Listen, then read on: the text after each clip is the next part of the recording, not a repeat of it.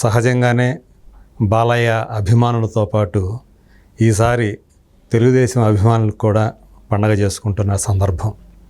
ఎందుకంటే కొద్ది రోజుల ముందే జూన్ 4వ తేదీ ఆంధ్రప్రదేశ్ ఎన్నికలకు సంబంధించినటువంటి ఫలితాలు వెలువడటం, అందులో తెలుగుదేశం పార్టీ అత్యధిక స్థానాలు గెలుచుకొని త్వరలో అంటే ఈ నెల 12వ తేదీ ఆ మంత్రివర్గం అంతా కూడా ముఖ్యమంత్రి నారా చంద్రబాబు నాయుడు సహా అందరూ కూడా ప్రమాణ స్వీకారం చేయబోతున్నటువంటి నేపథ్యంలో హిందూపురం నుంచి వరుసగా 3వసారి ఎమ్మెల్యేగా ఎన్నికైనటువంటి నందమూరి బాలకృష్ణ ఈరోజు పుట్టినరోజు సందర్భంగా ఆయనకు సంబంధించి ఇంకొక గుడ్ న్యూస్ వెలువడింది. సో నందమూరి బాలకృష్ణ బోయపాటి శ్రీను కాంబినేషన్ అంటే ఎలాంటిదో మనకు తెలుసు.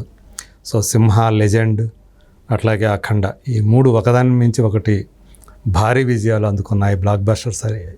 ఇప్పుడు వాళ్ళ కలయికలో 4వ సినిమా ఈరోజు అనౌన్స్మెంట్ జరిగింది.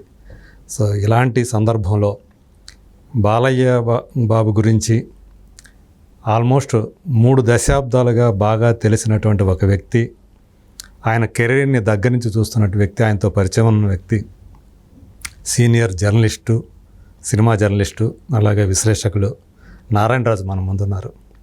నమస్తే అన్నయ్య. నమస్తే. Thank you so much. Okay. ఈరోజు బాలకృష్ణ, అందరూ కూడా బాలయ్య అని అనుకుంటాం మనం. సో ఈరోజు ఆయన పుట్టినరోజు. సో నిజంగానే మిగతా సందర్భాల్లో అయితే మామూలుగా జరుపుకుంటారు, కానీ ఈరోజు దానికి ఇంకా డబల్ అయింది అభిమానుల ఉత్సాహం. కానీ అట్లాగే అటు ఆయన అభిమానులు, ఇటు టీడీపీ అభిమానులు. సో ఈరోజు పైగా ఏంటంటే ఒక కొత్త సినిమా అనౌన్స్మెంట్ జరిగింది, దాన్ని కూడా BB4 అని పెట్టారు. అంటే బాలకృష్ణ బోయపాటి 4. సో నెంబర్ 4 వాళ్ళ కలయికలో. సో 14 రీల్స్ ప్లస్ బ్యానర్ మీద రామాచంట, గోపీచంద్ ఆచంట వాళ్ళు ప్రొడ్యూస్ చేస్తున్నారనేది ఈరోజు కొత్తగా వచ్చినటువంటి ఒక అనౌన్స్మెంట్. సో నాకు తెలిసినంతవరకు నీకు ఆయన బాగా తెలుసు. సో నీకు ఆల్మోస్ట్ సీనియర్, మనకు తెలిసినటువంటి 4 సీనియర్ టాప్ హీరోలు కూడా నీకు బాగా తెలిసిన వ్యక్తులే. అందులో బాలయ్యను కూడా సన్నిహితంగా నువ్వు చూస్తూ వచ్చినవాడు ఆయన కెరీర్ని. సో బాలయ్య అంటే ఫస్ట్ నీకు గుర్తొచ్చే విషయం ఏంటి? ఇప్పుడు మన సౌత్ ఇండియా మొత్తంలో చూసుకుంటే, అంటే మనం 4 రాష్ట్రాల్లో పరిశీలిస్తే సీనియర్ హీరోలు చాలామంది ఉన్నారు. అంటే రజనీకాంత్, చిరంజీవి, బాలకృష్ణ, మోహన్ లాల్, మమ్ముట్టి, వీళ్ళందరిలో లేని ప్రత్యేకత బాలకృష్ణలో ఉంది. బాలకృష్ణకు మీరు ఇందాక చెప్పినట్టు హ్యాట్రిక్ సక్సెస్, ఎమ్మెల్యేగా 3వసారి విజయం సాధించడమే కాదు, తన తండ్రి స్థాపించిన తెలుగుదేశం పార్టీ మరోసారి అధికారంలోకి రావడమే కూడా కాదు. ఈ ఇయర్ ప్రత్యేకత ఏంటంటే బాలకృష్ణ ఫిలిం ఇండస్ట్రీకి వచ్చి 50 years అవుతుంది. ఆగస్టుకు ఆయన తొలి చిత్రం 1974లో తాతమ్మ కళ ప్రేక్షకుల ముందుకు వచ్చింది. ఒక విధంగా బాలనటుడిగా ఎంట్రీ ఇచ్చి అంత సుదీర్ఘమైన 50 ఏళ్ల కెరీర్ను కొనసాగిస్తున్న ప్రజెంట్ సక్సెస్ఫుల్గా ఉన్న స్టార్ హీరో ఎవరంటే మన బాలకృష్ణనే పేర్కోవచ్చు. అది కాకుండా ఒక వారసత్వంగా, అంటే మహానటుడు ఎన్టీఆర్ వారసుడిగా తెరంగేట్రం చేసిన కొద్ది రోజుల్లోనే బాలకృష్ణ అంటే ఏమిటి, బాలకృష్ణ అంటే ఎలా ఉంటాడు, ఎలా చేస్తాడు అనేది తనకంటూ ఒక ఇమేజ్ను ఆయన క్రియేట్ చేసుకోగలిగాడు. తండ్రిలాగే ముఖ్యంగా తండ్రి ప్రభావం బాలకృష్ణ మీద చాలా ఉంది. అలాగే వైవిధ్యమైన క్యారెక్టర్లు చేయాలంటే అన్నగారు అంటే ఎన్టీఆర్ గారు ఎలా చేశారో, ఎలా ఆలోచించేవాళ్ళో బాలకృష్ణ కూడా అదే ఆలోచన ధోరణితో ముందుకెళ్ళాడు. కాబట్టి ఇప్పటి వరకు ఒక స్టార్గానే ఆయన స్టార్డమ్ నిలుపుకుంటూ సక్సెస్ల కోసం చాలామంది సీనియర్ హీరోలు గందరగోళం ఉన్నారు, సరైన సక్సెస్ లేక. ఆ టైంలో వరుస విజయాలు సొంతం చేసుకుంటూ ఇటు సినిమా పరంగానే కాదు, అటు పొలిటికల్గా కూడా సక్సెస్ సాధించి ఒక విజయాన్ని తన అభిమానులకు అందించిన క్రెడిట్ కూడా మన బాలకృష్ణకే చెందుతుంది. ఇకపోతే బాలకృష్ణ అంటే రెగ్యులర్గా ఒక కమర్షియల్ హీరో బాలకృష్ణ. కమర్షియల్ హీరోలు ఒకే ప్యాటర్న్లో సినిమాలు చేస్తుంటారు, విలను, హీరో, హీరోయిను, ఇదో తరహా. కానీ దీన్ని బ్రేక్ చేసి ఒక వైవిధ్యమైన కాన్సెప్ట్లో, అంటే పౌరాణికం కావచ్చు, జానపదం కావచ్చు, యానిమేషన్ కావచ్చు, అండ్ మైథలాజికల్ కావచ్చు, ఇలా అన్ని సబ్జెక్టులు టచ్ చేసినోడు కూడా ఫోక్లోర్. ఈ తరం హీరోలకు ఫోక్లోర్ చేసే అవకాశం భవిష్యత్తులో కూడా రాకపోవచ్చు. కానీ బాలకృష్ణ తను స్టార్గా ఉన్నప్పుడే ఈ ప్రయోగాలు, ఈ ప్రయత్నాలు చేశారు. లక్కీగా బాలకృష్ణ చేసిన ప్రతి ప్రయత్నానికి అభిమానులు జేజేలు పలికారు. అంటే అభిమానులకు ఏం కావాలో ఊహించి గమనించి బాలకృష్ణ ఆ తరహా క్యారెక్టర్లు వాళ్ళకి ఇవ్వగలగడం, వాళ్ళు ఆస్వాదించడం కూడా బాలకృష్ణ విషయంలోనే జరిగింది.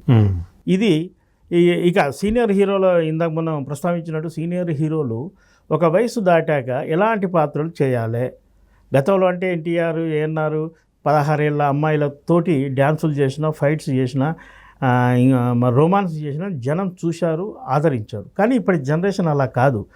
హీరోయిన్కు హీరోకు మధ్య గ్యాప్ ఎక్కువ ఉంటే ట్రోలింగ్, సోషల్ మీడియా ద్వారా వాళ్ళు దాడి కూడా చేస్తున్నారు. ఈ నేపథ్యంలో బాలకృష్ణ తన ఇమేజ్కు, వయసుకు, అనుభవానికి తగిన పాత్రలను ఎంపిక చేసుకుంటూ కూడా ముందుకెళ్తున్నారు. దానికి ఉదాహరణగా మనం సింహ నుంచి లెజెండ్ కావచ్చు, అఖండ కావచ్చు, భగవంత్ కేసరి, ఈ సినిమాలను మనం పేర్కోవచ్చు. ఇలా వైవిధ్యం చూపడం వల్లనే ఆయన ఇప్పటి వరకు సక్సెస్ఫుల్గా హీరోగా రన్ అవుతాడని మనం భావించవచ్చు. కానీ కొన్నిసార్లు ఇంకా బాలయ్య చాప్టర్ క్లోజ్ అయిపోయింది అని ఇంకా అందరూ దాదాపు డిసైడ్ చేసుకున్న టైంలో ఆయన మళ్ళీ ఒక పెద్ద హిట్ తోటి రావటం. సో సింహ లాంటి ముందు ఆయన చాలా ఫ్లాప్లు ఎదుర్కొన్నాడు, అలాగే లెజెండ్కి ముందు కూడా. సో మళ్ళీ ఆ తర్వాత మళ్ళీ చూసుకుంటే ఈ కరోనా దెబ్బకి మొత్తం అసలు జనాలు థియేటర్ల వైపే చూడన్న పరిస్థితుల్లో ఆ జనాలందరినీ కూడా థియేటర్లకు రప్పించినటువంటి మొట్టమొదటిసారిగా దేశం మొత్తంలోనే, దేశం మొత్తం ఒక 2 తెలుగు రాష్ట్రాల్లోనే మళ్ళీ అఖండ అనే సినిమాతోటి జనాలు థియేటర్లకి థియేటర్ ముఖం చూడటం అనేది మళ్ళీ అంటే థియేటర్లకి పునర్జీవం కలిగిందంటే అఖండ సినిమాతో అని చెప్పుకోవాలి. సో ఇలాంటి బాలకృష్ణ గారితో నీకు వ్యక్తిగతంగా నీకేమైనా జ్ఞాపకాలు ఏమైనా ఉన్నాయా? ఇప్పుడు సింహాకు ముందు కావచ్చు, అఖండ ముందు కావచ్చు, కొంత గ్యాప్ వచ్చింది, లేదా చేసిన సినిమాలు సరైన ఫలితం రాలేకపోయాయి అనేది వాస్తవం. అయితే ఇలాంటి సందర్భాలు అనేక మంది హీరోలు, అనేక మంది స్టార్స్ కూడా ఎదుర్కొన్నారు.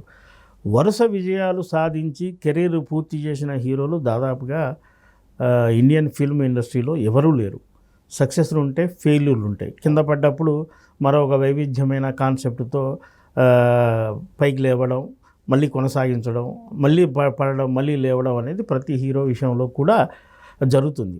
ఉదాహరణ హీరోల గురించి కొద్దిగా సీనియర్లు ఏం చెప్తారంటే, ఒక సినిమా ఫెయిల్ అయినంత మాత్రాన ఆడియన్స్ పలానా హీరో సినిమా మేము చూడమని భీష్మించి కూర్చోరు. అదే హీరో మరో కొత్త కాన్సెప్ట్తో వస్తే ఖచ్చితంగా ఆదరిస్తారనే దానికి అనేక ఉదాహరణలు ఉన్నాయి.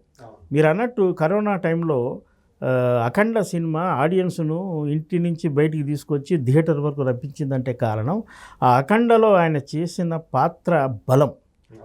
బాలకృష్ణ అద్భుతంగా చేశాడు అఘోర పాత్ర.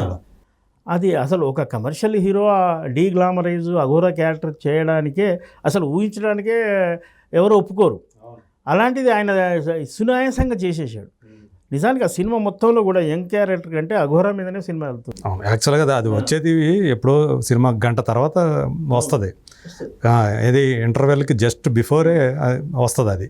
కానీ మొత్తం సినిమానంతా కూడా నిలబెట్టేసి అవును. అంత బలమైన పాత్ర, కేవలం పాత్ర ఉంటే సరిపోదు కదా, పోషించే నటుడికి దమ్ము ఉండాలి, పలికే సంభాషణలో స్పష్టత ఉండాలి. అచ్చమైన తెలుగులో బాలకృష్ణ మాట్లాడతాడన్న విషయం అందరికీ తెలిసిందే. వేదిక ఏదైనా కానీ మాతృభాషకు ఇచ్చే గౌరవం బాలకృష్ణ ఇచ్చినంతగా మరే హీరో ఇవ్వడని మనం మిగతా హీరోలు ఇబ్బంది పడ్డా సరే మనం చెప్పక తప్పదు. అలాగే మొన్న ఒక ఈవెంట్లో బాలకృష్ణ మాట్లాడుతూ, ఒక సంవత్సరం తర్వాత ప్రేక్షకుల నాడి లేదా ట్రెండ్ ఎలా ఉంటుందో ఊహించగలిగి సినిమాలు చేయాలి. ఇది మా నాన్నగారు పాటించేవాళ్ళు, ఇప్పుడు నేను పాటిస్తున్నాను అని కూడా బాలకృష్ణ అన్నాడు. లేదంటే భగవంత్ కేసరి లాంటి సినిమాలో ఒక విధంగా హీరోయిన్ డూయెట్లు గట్రా లేని ఒక పెర్ఫార్మెన్స్ క్యారెక్టర్ బాలకృష్ణ చేయడం చాలా ఆశ్చర్యం కలిగిస్తుంది. ఎందుకంటే 50+ ఏజ్ ఉండేటువంటి క్యారెక్టర్ కదా అది. అవును, క్యారెక్టర్లో మళ్ళీ వయసు దాచుకునే ప్రయత్నాలు కూడా ఉండవు. సంభాషణలో అటు హీరోయిన్ కానీ ఇటు హీరో మధ్య కూడా దానికి సంబంధించిన సంభాషణే జరుగుతుంటుంది. దాన్ని ప్రేక్షకులు కూడా ఆస్వాదిస్తారు. అంటే ఒక వయసు మేకప్ ముసుగులో వయసు దాచేసి మేము ఇంకా యంగ్ అనే భావన ప్రేక్షకుల్లో కల్పించకుండా ఒక వైవిధ్యమైన ఒక డిఫరెంట్ క్యారెక్టర్లు చేయడం అనేది హీరోలకు ఒక వయసు తర్వాత ఖచ్చితంగా అవసరం. అంటే ఆ హుందాతనం కూడా ఉండాలి. మళ్ళీ హీరోయిన్ వచ్చి తనని లైక్ చేస్తానని చెప్పినా కూడా ఈయన ఇదిగా బిహేవ్ చేయటం, ఒక రొమాన్స్ చేయటం, అట్లాంటిది లేకుండా ఆ పాత్ర ఒక హుందాతనం గౌరవప్రదంగా ఉంటుంది. యాక్చువల్గా అందులో చూసుకుంటే అప్పటికి ఆ అమ్మాయి ఒక సెన్సేషనల్ హీరోయిన్ కూడా, శ్రీలీల. అలాంటి అమ్మాయిని ఆంటీ అనేస్తాడు, ఆంటీ అంటాడు. మీరు ఏమన్నా బాలకుమారుడు అనే అమ్మాయి అలాంటి సున్నితమైన హాస్యాన్ని కాజల్ని ఆంటీ అంటాడు. కాజల్ని 30+ ఉన్నారు ఆంటీ అంటాడు. మీరేమన్నా బాలకుమారుడు అన్నట్టు ఒక డైలాగు ఉంటే, శ్రీలీలకి ఆల్మోస్ట్ తండ్రి లాంటి క్యారెక్టర్ కదా. కాబట్టి ఆ క్యారెక్టర్కు తండ్రి క్యారెక్టర్ అంటే డెఫినెట్గా దానికి ఒక హుందాతనం ఉంటుంది. దాన్ని బ్యాలెన్స్ చేయాలి. అలా అని ఆ సినిమా డైరెక్టర్ బాలకృష్ణ అంటే మాస్ ఆడియన్స్ ఎక్స్పెక్ట్ చేసే యాక్షన్ పార్ట్ను కూడా ఆయన మిస్ చేయలేదు. అంటే బాలకృష్ణ ఇటు చూపెడుతూ అటువైపు కూడా చూపెట్టాడు. అందుకే ఆ సినిమాకు కూడా ప్రేక్షకులు బ్రహ్మరథం పట్టారు. ఒక విధంగా మనకు దక్షిణాదిలో తమిళనాడులో చూస్తే రజనీకాంత్ ఈ తరహా ప్రయత్నాలు చేస్తుంటాడు. ఒకప్పుడు ఆయన కూడా యంగ్ డేషింగ్ చేసినా అది కొంతకాలం తర్వాత వర్కౌట్ కాలేదు. దాంతోనే అతను టర్న్ తీసుకోక తప్పలేదు. బహుశా ఆయనకు కూడా బాలకృష్ణను ఇన్స్పిరేషన్గా తీసుకొని ఉంటాడేమో. సింహ లాంటి సినిమా చూశాక డ్యూయల్ రోల్ చేసినప్పుడు ఒకటి హుందాతనం ఉన్న క్యారెక్టర్, ఒకటి చిలిపి క్యారెక్టర్ లేదా యంగ్ క్యారెక్టర్. ఇది గతంలో ఎన్టీఆర్ పాటించిన ఫార్ములానే, వయసుకు తగ్గట్టు చేయడం అనేది. అదే ఫార్ములాను రజనీకాంత్ కూడా అటు పాటించి కొంత సక్సెస్లోకి వచ్చాడు. అయితే బాలకృష్ణ స్వతహాగా ముఖ్యంగా ఒకరి ప్రభావం ఆయన మీద ఉండదు. మంచైనా చెడైనా ఆయనే క్రియేట్ చేసుకుంటాడు. ట్రెండ్ మేము ఫాలో కావు, అది మేమే ట్రెండ్ క్రియేట్ చేస్తామంటాడు. అంత ధైర్యంగా ఏ హీరో ఎక్కడ చెప్పగలుగుతాడు? దాని ప్రభావం ఆయన మీద ఉంటుంది. అలా ట్రెండ్ క్రియేట్ చేసి, ఉదాహరణకు ఇప్పుడు మన రాయలసీమ ఫ్యాక్షన్ కథలకు అంకురార్పణ చేసింది ఎవరు? ఇప్పటికీ వేరే హీరో అభిమానులు కూడా రాయలసీమ సమరసింహారెడ్డి అనే దాని నుంచి యాక్షన్, సమరసింహారెడ్డి, నరసింహనాయుడు వరుసగా చేసుకుంటూ వచ్చాడు కదా. రాయలసీమ యాక్షన్ అనగానే బాలయ్య బాబాయ్ వేయాలంటారు. వైట్ అండ్ వైట్ నల్ల కలద్దాలు పెట్టి బాలయ్య బాబాయ్ వేయాలంటారు. ఆ ఎమోషన్ ముఖ్యంగా ఈ తరం హీరోల్లో డైలాగ్ మాడ్యులేషన్లో కూడా బాలకృష్ణ ఇప్పుడు వస్తున్న ఆర్టిస్టులకు ఒక ఇన్స్పిరేషనే. డైలాగ్ సంభాషణ పలకడం, స్పష్టత. మీరు పూర్వం ఎన్టీఆర్ సినిమాల మాటలు ఆడియో రూపంలో వచ్చి ఎక్కడ పడితే అక్కడ ప్లే చేస్తే జనాలు ఆగి వినేవాళ్ళు. ఒక బొబ్బులి పులి, ఒక సర్దార్ పాపారాయుడు, ఎంత అప్పట్లో. అలా మన డైలాగులు వినగలగాలి. డైలాగు చెప్తే, ఆర్టిస్ట్ చెప్తే మనకు కన్నుల సొంపుగా ఉండాలి అంటే ఖచ్చితంగా మళ్ళా బాలయ్య చెప్పిన మాటలే. అఖండలో ఒక దేవాలయం ప్రతిష్ట వెనక ఉన్న విశిష్టతను చెప్పినా మనం ఎంత అద్భుతంగా వింటాం, అంత స్పష్టతతో పలకడం. ఇది బాలకృష్ణ సక్సెస్ కెరీర్ అంత ఈజీగా వచ్చిందేం కాదు. ఆయన మలాగుల్లాలు పడ్డాడు, ఢక్కా మొక్కలు తిన్నాడు, చాలా తిన్నాడు. ఇంకో విషయం ఏంటంటే ఆయన ఎదుగుదలలో డిసిప్లైన్ అనేది ప్రధానమైన విషయం. చాలామందికి తెలుసు. ఆయన తెల్లవారులే లేచి మొన్న కూడా ఒక వేదిక మీద చెప్పాడు, 1.5 గంట నేను ఎర్లీ మార్నింగ్ పూజ చేస్తా అన్నాడు. 1.5 గంట కాదు, 1 నిమిషంన్నర కూడా ఇప్పుడు చేసి దేవునికి దీపం వెలిగించే ఓపిక ఎవరికి లేదు. అయితే ఆ విలువలు ఆయన పాటించాడు. తండ్రి దగ్గర నుంచి అది వచ్చింది ఆయనకి. దాన్ని పాటిస్తున్నాడు. తర్వాత తన వారసులు కూడా అది పాటించే అవకాశం కూడా ఉంది. అదొక ఆదర్శం. హీరో అనగానే సినిమాలు చేయడం, విలన్ని చావబాదుడు కాదు కదా. ఈ హీరో వ్యక్తిగత క్యారెక్టర్ కూడా అభిమానులకు ఒక ఆదర్శప్రాయంగా ఉండాలి. ఆ విషయాలు మనకు బాలకృష్ణలో మనకు స్పష్టంగా కనిపిస్తాయి. నిజానికి బాలకృష్ణ కెరీరు, అనుభవం ఇవన్నీ తీసుకుంటే పద్మశ్రీ లాంటి గౌరవం ఆయనకు ఎప్పుడో దక్కాలి. ఇంత సుదీర్ఘమైన కెరీరు మనకు ఎక్కడా కనపడదు. పైగా ఎన్ని రకాల జానర్స్ ఆయన చేశాడు. ఎవరు చేయలేదు. ఆయన సమకాలీన హీరోలు ఎవరు లేరు. అన్నట్టు బ్లాక్ అండ్ వైట్ నుంచి వచ్చాడు కదా. ఇందాక చెప్పుకున్నట్టు వరుసగా అన్నీ ఒక సినిమాకు ఎలాంటి ఉంటాయో, తాతమ్మ కాలం నుంచి రామరాహ్యం నుంచి ఉన్నాడు కదా ఆయన 100వ సినిమాగా గౌతమిపుత్ర శాతకర్ణి చేయడం సాహసమే కదా.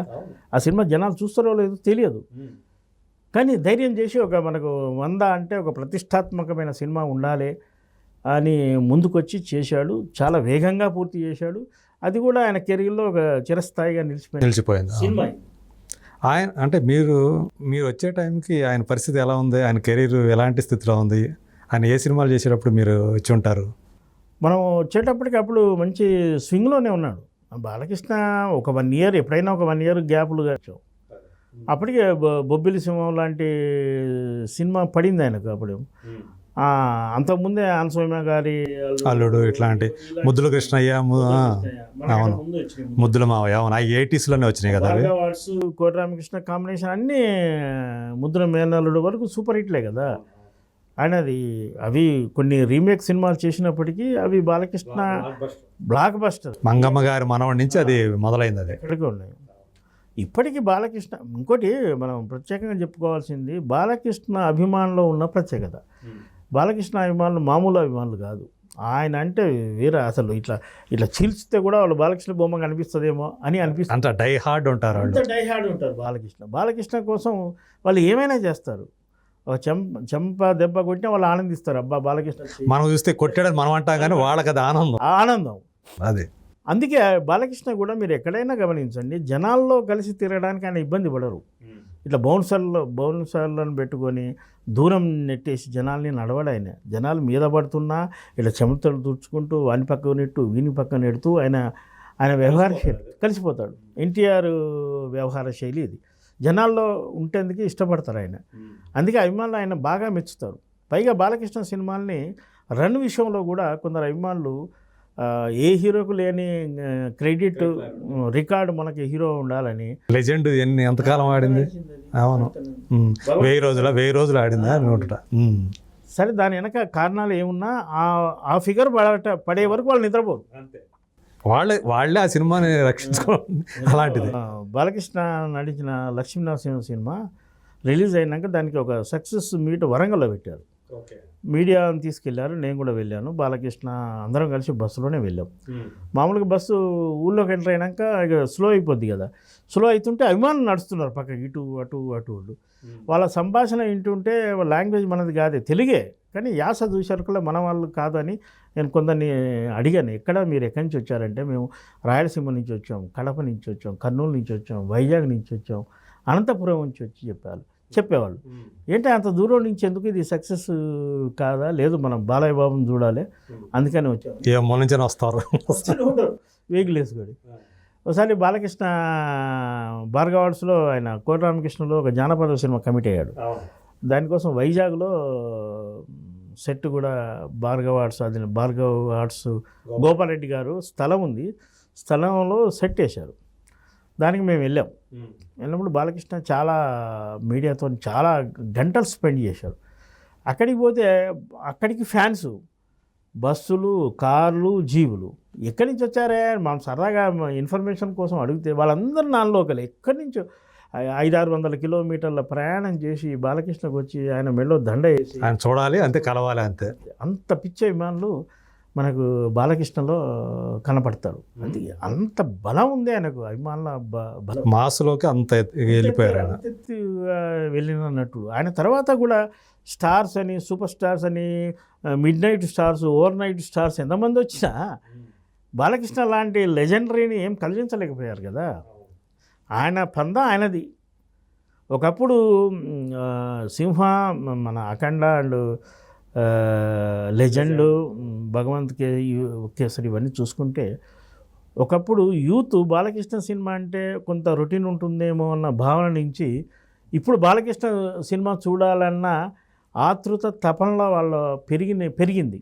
అంత అంటే ఈ నేటి యూత్ను కూడా తన వైపు ఆయన డైవర్ట్ చేసుకోగలిగాడు. అంటే ఆ వేరియేషన్ చూపిస్తూ వస్తున్నాడు ఈ మధ్యకాలంలో ఆయన. అవును, కొన్ని బాలకృష్ణ చేత కొన్ని పనికిరాని ఎపిసోడ్లు కొందరు డైరెక్టర్లు చేయించారు. ట్రైన్ ఆపడం కావచ్చు, కొండలు ఎక్కడం కావచ్చు, అవి కొంత ఇబ్బంది కలిగించినప్పటికీ తర్వాత నేటి యూత్ కూడా జై బాలయ్య అంటూ ఒక స్లోగన్లా అందుకొని థియేటర్లో జై బాలయ్య అంటే అనుకుంటూ అది ఏ హీరోకు ఇప్పుడు అంటే అదే నేటి జనరేషన్లో కూడా ఇప్పుడు ఆయనకు అభిమానులు చాలా మంది ఉండటం, కొత్తగా తయారవుతూ ఉండటం, ఆయన పెర్ఫార్మెన్స్ లేదా ఆయన సినిమాలు చూసో అలానే యూత్ని అట్రాక్ట్ చేసే కుర్ర వేషాలు ఏమీ వేయలే కదా ఆయన. అలా సెటిల్ పెర్ఫార్మెన్స్తో అలాంటి ట్రెండ్ కూడా ఆయన క్రియేట్ చేశాడు. ఈ ప్రకారం ఆయన నటుడిగా దాదాపుగా ఎప్పుడు ఫెయిల్ కాలేదు. ఆయన హుషారుతనం, యాక్టివ్నెస్ ఎప్పుడూ ఫెయిల్ కాలేదు. ఆయన డిసిప్లిన్ ఎప్పుడూ తప్పలేదు. ఇంకో బాలకృష్ణ నుంచి మనం నేర్చుకోవాల్సింది అభిమానులు కావచ్చు, జస్ట్ మనం కూడా ఈ సోషల్ మీడియాలో వచ్చే అవాకులు చవాకులు ట్రోలింగ్ల పట్ల ఆయన ఏమాత్రం బెదరడు, అస్సలు డోంట్ కేర్ అంటాడు. అలాంటి మనస్తత్వం అందరూ సొంతం చేసుకోవాలి. లేదంటే చేయాల్సిన పని చేసుకుంటూ పోవడం అంతే, మనకు నచ్చిన పని చేసుకుంటూ పోవడం. నచ్చింది నేను చేశాను, నీకు నచ్చకుంటే నువ్వు ట్రోల్ చేసుకుంటే నాకు అనవసరం. అలా తేలిగ్గా తీసుకోగలిగితే, మానసికంగా స్పోర్టివ్నెస్గా తీసుకుంటే హాయిగా ఉంటుంది. ఇప్పుడు ఎలక్షన్లో కొందరు ఓడిపోగానే ఆ ట్రోలింగ్ తట్టుకోలేక వీడియోలు కూడా పెడుతున్నారు, నన్ను క్షమించండి తప్పైపోయింది నోరు జారాలని. అలాంటి బాలకృష్ణ పట్టించుకోడు. అతని మీద ఏం ట్రోల్ చేసినా, ఎలా అపవాదు ఆయన మీద ఎలాంటి మ్యాక్సిమం నెగిటివ్ పబ్లిసిటీ చేయాలన్నా ఆయన అసలు పట్టించుకోడు. వాట్ నెక్స్ట్ అన్నదే ఆయన ఆలోచిస్తాడు. అందుకే బాలకృష్ణ గురించి మనం ప్రత్యేకంగా చెప్పుకోవాల్సి వస్తుంది. ముఖ్యంగా ఫైనల్గా ఏంటంటే, బాలకృష్ణ 50 years కంప్లీట్ చేసుకుంటున్న నెక్స్ట్ జనరేషన్ హీరో కాబట్టి ఆయనకు సంబంధించి తెలుగు చలనచిత్ర పరిశ్రమ ఒక మంచి ఈవెంట్ నిర్వహిస్తే ఒక మెమొరబుల్గా ఉంటుందనేది. ఎందుకంటే స్వర్ణోత్సవ సంవత్సరం కాబట్టి నాదే, అది అరుదుగా ఆర్టిస్టులకు. ప్లస్ రన్నింగ్లో ఉన్నాడు. నాటి తాతమ్మకల నుంచి నేటి భగవంత్ కేసరి వరకు ఆయన రన్నింగ్ హీరో. గ్యాప్ తీసుకొని ఏదో ఒక కారణం చేత గ్యాప్ తీసుకున్న హీరో కూడా కాదు, కంటిన్యూగా సినిమాలు చేస్తూ వచ్చినాడు. ఎమ్మెల్యేగా గెలిచినా కూడా మళ్ళీ కొత్త అనౌన్స్మెంట్ వచ్చింది, కొత్త సినిమాలు చేస్తున్నాడు. ఆల్రెడీ 108 సినిమాలు చేసేసారు. 109వ సినిమా బాబీతో చేస్తున్నారు. సో దానికి సంబంధించిన గ్లింప్స్ కూడా ఈరోజు రిలీజ్ అయింది. సో అందులో కూడా గుర్రం ఎక్కారు, చివరిలో అందులో చూపించాడు. ఏదైనా చేయగలుగుతాడు. ఆ గుర్రపు ఈ వయసులో కూడా గుర్రపు సార్ అంటే డోంట్ కేర్ చేసేస్తాం ఏముంది. సో అలాంటిది. సో ఆయన స్టామినాకి, ఆయన ఎనర్జీ లెవెల్ చూసి జగపతి బాబు ఆ లెజెండ్లోనే ఆయన నన్ను పైకి లేపేశాడు. అసలు ఆయన ఎంత ఫిట్గా ఉంటాడు జగపతి బాబు, బాడీ బిల్డింగ్, మంచి బాడీ బిల్డింగ్. అలాంటి ఆయన కూడా పైకి లేపేసాడంటే ఫైట్ సీన్లో అది స్టామినా, ఆయన ఎనర్జీ లెవెల్స్ అలా ఉంటాయి. సో ఇప్పుడు మళ్ళీ 109 ఆయనతోటి 110 BB4 అంటే బోయపాటి శ్రీనితో చేయబోతున్నాడని. బి గోపాల్ బాలకృష్ణ కాంబినేషన్లో అలనాటి బ్రహ్మనాయుడు వచ్చేంత ముందు వరకు వాళ్ళిద్దరిది మంచి కొట్టారు. బాలకృష్ణ ఎలా చూపెడితే జనంకు చేరుతుంది అనేది ఆ టైంలో గోపాల్ గారు తీసింది కరెక్ట్. ఈ జనరేషన్కు కూడా అర్థం చేసుకొని ఈ రోజున బాలకృష్ణను ఎలా మౌల్డ్ చేయాలనేది అర్థం చేసుకున్న డైరెక్టరు బోయపాటి శ్రీను. మంచి కాంబినేషన్ అది. ఒక నటుడుగా ఇది ఆయనలోని పార్శ్వం. బట్ ఒక వ్యక్తిగా, సో ఆయన గురించి అంటే రాజకీయ నాయకుడుగా హిందూపురానికి ఆయన చేస్తున్నటువంటి సేవలు ఏవైతే ఉన్నాయో, అలాగే బసవతారకం క్యాన్సర్ హాస్పిటల్ చైర్మన్గా సో ఆయన చేస్తున్న సేవలు, ఇది ఇంకొక పార్శ్వం ఆయనలో. సో చాలామంది చెప్తుంటారు, ఇండస్ట్రీ పీపుల్ మనకు కలిసే వాళ్ళందరూ కూడా, మా వాళ్ళకి ఇట్లా ఒకరికి ఇబ్బంది కలిగింది, కొంచెం క్యాన్సర్ అనేది తెలిసింది, కొంచెం ఆయనకి ఎలా చేయాలో తెలియలేదు, ఒక తెలిసిన వ్యక్తి ద్వారా ఆయనకి ఆ సమాచారం అందిస్తే వెంటనే ఆయన దాన్ని తీసుకొని వాళ్ళందరూ చేర్చుకొని ఇప్పుడు అతను హ్యాపీగా ఉన్నాడు అని కూడా చెప్పారు చాలామంది.